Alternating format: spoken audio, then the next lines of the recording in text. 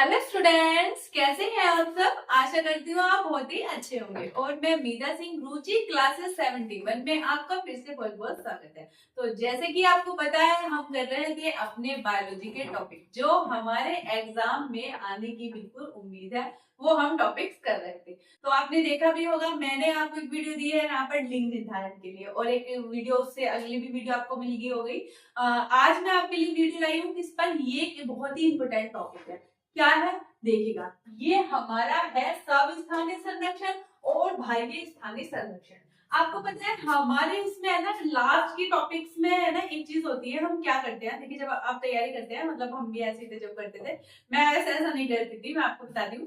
देखिए, स्टार्टिंग में जो टॉपिक्स हैं वो पहले कर लेते हैं, और लास्ट वाले जो टॉपिक होते हैं हम उनको थोड़ा सा इग्नोर करते हैं। तो ये बात आप हमेशा याद रखिएगा, एग्जाम में लास्ट वाले टॉपिकों से बहुत आता है। जैसे कि जैव विविधता टाइप का, और ये मोस्ट इंपोर्टेंट टॉपिक है हमारे, और एग्जाम में इनसे क्वेश्चन बनते जरूर है। तो याद रखिएगा, आप जब भी तैयारी करें और पेपर देने जाएं, ये नहीं कि लास्ट वाले जो चैप्टर्स को आप छोड़ देते हैं। आप हमेशा देखिएगा लॉन्ग क्वेश्चन में आपको लास्ट वाले चैप्टरों से लॉन्ग क्वेश्चन जरूर ही मिलेगा। तो इसलिए ये नहीं कि लास्ट वाला बिल्कुल ही छोड़ दे, जो इंपोर्टेंट टॉपिक रहेगा उसको आपको अच्छे से तैयार करके जाना। तो चलिए देख लेते हैं। आइएगा, इंपोर्टेंट टॉपिक है और आपको मैं बता दूं, चलिए आपके पास में तो इम्पोर्टेंट है ही, ये हमारा बीएड में भी काफी आता है और ये हमारा कॉम्पिटेटिव एग्जाम में भी काफी आता है। चलिए देख लेते हैं क्या लिखा है। आएगा, ठीक है, बाह्य संरक्षण और हमारे स्थानीय संरक्षण और बाह्य स्थानीय संरक्षण क्या है। तो देखिए, ये हमारा मोस्ट इंपोर्टेंट टॉपिक मैंने यहाँ पर लिखा भी है। तो ये आप लॉन्ग क्वेश्चन में आए, शॉर्ट में आए, वेरी शॉर्ट में आए, तीनों में ही आ सकता है। मतलब ये है कि अगर आपको यहाँ पे इंपोर्टेंट टॉपिक है, किसी भी उसमें आपको मिल सकता है। फुल नॉलेज होगी तो आप कहीं भी क्वेश्चन हमारा गलत नहीं करेंगे। आइएगा, ठीक है, यहाँ पर क्या है, स्थानीय संरक्षण हमारा होता क्या है। स्थानीय संरक्षण, ठीक है, यहाँ पर होता है वन्य जीवों में पादपों को उनके प्राकृतिक आवास में ही संरक्षित किया जाता है। देखिए, हमारे जो वन्य जीव, इसमें क्या है, जीवों को पादपों, यानी कि पादपों यानी पेड़ पौधों को प्राकृतिक आवास में ही संरक्षित किया जाता है। यानी कि वे अपने प्राकृतिक आवास में भी संरक्षित नहीं है। उन्हें संरक्षित करने के लिए आपको पता है हमारी लाइफ हमें अच्छे से जीनी है, तो पेड़ पौधे जंतु सबकी हमें जरूरत पड़ती है अगर हमें स्वस्थ यहाँ पर रहना है। हमारे शरीर पर, हमारी बॉडी पर इसका बहुत ज्यादा इफेक्ट करता है कि हमारा पर्यावरण कैसा है। तो इसलिए यहाँ पर हम सब स्थानीय संरक्षण भी होता है, यानी कि जहाँ पर पौधे जीव जंतु हमारे रहते हैं उन्हीं के स्थान पर उन्हें संरक्षित करना हमारा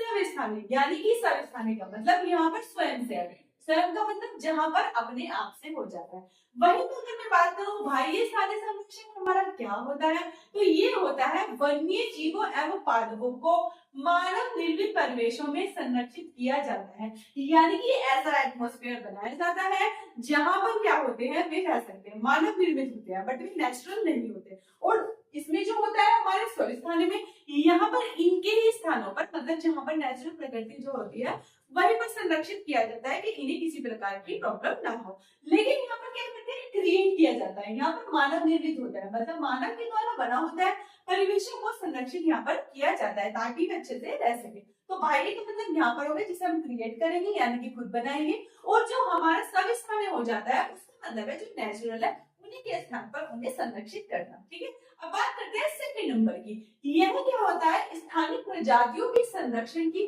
सर्वोत्तम विधि है। स्थानीय प्रजाति मतलब जैसे आपको पता है अलग अलग प्रजाति अलग अलग जगह रहती है, तो मतलब क्या है, ये कह रहा है कि स्थानीय प्रजातियों के संरक्षण की सर्वोत्तम विधि है।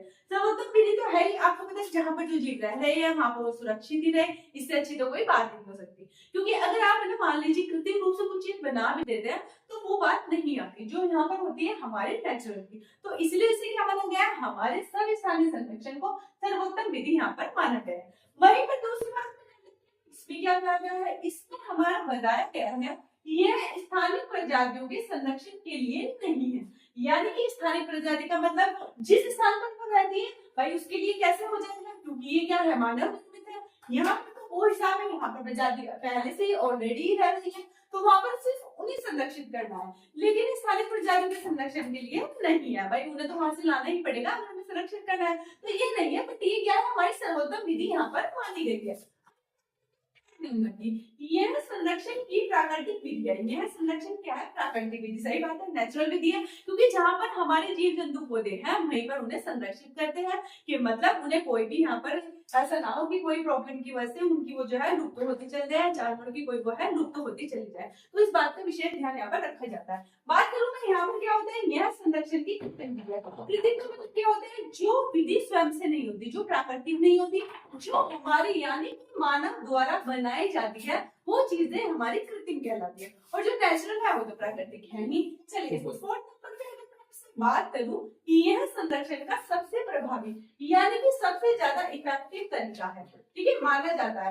क्यों माना जाता है इफेक्टिव? देखिएगा, इसमें प्रजातियों को उनके प्राकृतिक वातावरण में रहने और विकसित होने का अवसर मिलता है। यानी कि उनको पता नहीं चलता, वो वहीं पर रहते हैं, उन्हें कहीं जाना नहीं पड़ता। इससे क्या होता है, उनका डेवलपमेंट बहुत ज्यादा अच्छा हो जाता है और उनको ये भी नहीं पता होता कि यहाँ पर भी कुछ मतलब उनके लिए कुछ स्पेशल हो रहा है। वे नेचुरल उसमें रहते हैं और अपने क्या होता है, उनका क्या होता है, विकसित होते हैं और विकसित होने के उन्हें अवसर और ज्यादा मिलते हैं। तो इसका फायदा हमारा ये है, इसीलिए इस विधि को हमने सर्वोत्तम विधि भी कहा है।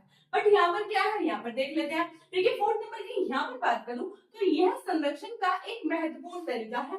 यह खासकर कब है यहाँ पर महत्वपूर्ण, कब होता है? तब जब प्राकृतिक आवास खतरे में हो। यानी कि ये वाले आवास जब खतरे में हो तब ये क्या है, तब ये हमारे लिए अच्छा है। हो या फिर प्रजातियां विलुप्त होने की कगार पर हो। आपको पता है बहुत सारी, आपने देखा है पहले ना छोटी वाली चिड़िया दिखा करती थी, अब आप देखोगे वो नहीं दिखाई देती, बहुत ही कम। क्यों? क्योंकि आपको पता है हमारे टावर वगैरह लग गए जाते हैं, उससे क्या होते हैं, उनकी जो तरंगे निकलती है उससे क्या हो गया, विलुप्त हो गया, तो बिल्कुल ही नहीं दिखाई देती। तो इसलिए ऐसे बहुत सी चीजें मानव ने देखो डेवलपमेंट करने के साथ साथ क्या करा है, जो नेचुरल चीजें है ना ये खत्म होती जा रही है। देखिए हम बड़े आगे बढ़ रहे हैं, लेकिन हमने बहुत सारी चीजें जो प्राकृतिक है, जो हमारे हमारे स्वास्थ्य के लिए अच्छी है, वो हम क्या करते जा रहे हैं, खत्म करते जा रहे हैं।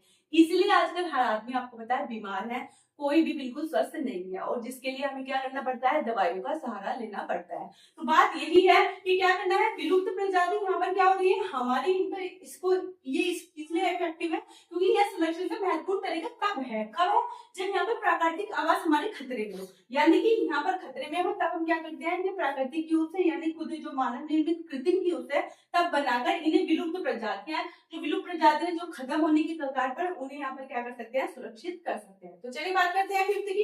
पूरे पारिस्थितिकी तंत्र को संरक्षित किया जाता है, मतलब वो वहां का जो भी एरिया होता है उस पूरा को संरक्षित यहाँ पर किया जाता है, जिससे क्या हो जाता है, प्रजातियों के बीच प्राकृतिक संबंध बन रहे हैं, ताकि मतलब वहां पर नेचुरल रहे। जितने भी उस एरिया में आते हैं पारिस्थितिक तंत्र में, आपको पता है जीवन है, आपको क्या पता है, हमारे शरीर को चलाने के लिए पेड़ पौधे, जंतु, कीट बच्चे, मतलब सब कुछ ही जरूरी है। तो उन सबको ही संरक्षित किया जाता है उनके प्राकृतिक स्थानों पर, ताकि क्या हो हमारे बीच का इनका संबंध जो है बना रहे, क्योंकि हम एक दूसरे पर डिपेंड है। यानी कि देखो हम पेड़ पौधों पर भी डिपेंड है, हम जंतुओं पर भी डिपेंड है, तो इसलिए हमें सारी ही चीजें चाहिए, और सारी चीजें चाहिए तो सबको क्या करना पड़ेगा, संरक्षित भी हमें करना पड़ेगा। तो चलिए बात कर लेते हैं, जैसे कि फिफ्थ नंबर में यहाँ पर बात करूं, मुख्य रूप से संकटग्रस्त प्रजातियों पर ध्यान केंद्रित किया जाता है। अब देखिए ध्यान केंद्रित करना वही बात है, जो चीज खत्म होती जा रही है उसमें थोड़ा सा फोकस ज्यादा किया जाएगा। यहाँ पर हमारे बाह्य स्थान संरक्षण का मकसद यही हो जाता है कि क्या होता है, इसमें जो होता है संकटग्रस्त प्रजाति का मतलब वही है जो प्रजाति यहाँ पर लुप्त होने की कगार पर है, उनका विशेष ध्यान यहाँ पर उसमें केंद्रित किया जाता है। चलिए बात करते हैं सिक्स नंबर की। अब ये देखिए जो बाह्य स्थानीय है यानी कि सब स्थानीय और बाह्य स्थानीय में आते कौन है उसके बारे में देखते हैं। देखिएगा राष्ट्रीय उद्यान जो है वो हमारे किस में आते हैं, वो आते हैं हमारे सब स्थानीय संरक्षण में। आपसे बात करूं वन्य जीव अभ्यारण्य भी हमारे इसी में आते हैं, जैसे कि आपको जैव मंडल रिजर्व भी इसमें आते हैं, और हमारे जैव विविधता हॉटस्पॉट।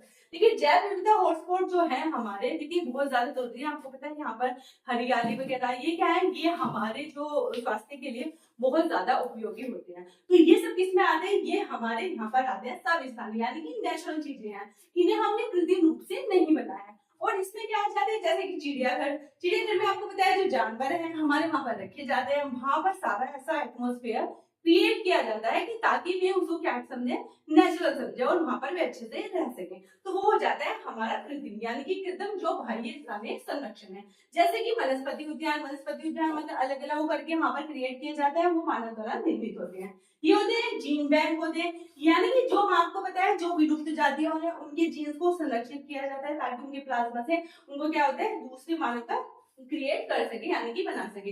बीज बैंक यानी कि जो बीज हमारे अब नहीं है उनको क्या कहते हैं सेव किया जाता है, ठीक है। और जैसे कि आपको क्रायो प्रिजर्वेशन, ये क्या होता है, क्रायो प्रिजर्वेशन क्या होता है, भविष्य के लिए बीजों को, कोशिकाओं को या ऊतकों को जमा किया जाता है, ठीक है, जमा किया जाता है, यानी कि इसमें रख के इन्हें संरक्षित किया जाता है जो लुप्त हो रही है ताकि इनकी जो हमारी हो बिल्कुल खत्म ना हो सके। तो ये हमारा डिफरेंस था स्व स्थानीय संरक्षण और बाह्य स्थानीय संरक्षण है। उम्मीद करती हूँ आपको समझ में आया होगा। तो प्लीज कमेंट में बताइएगा आपको ये वीडियो कैसी लगी, और इससे नेक्स्ट वीडियो में इससे इंपॉर्टेंट टॉपिक को मैं आपके सामने लेकर आऊंगी। Thank you.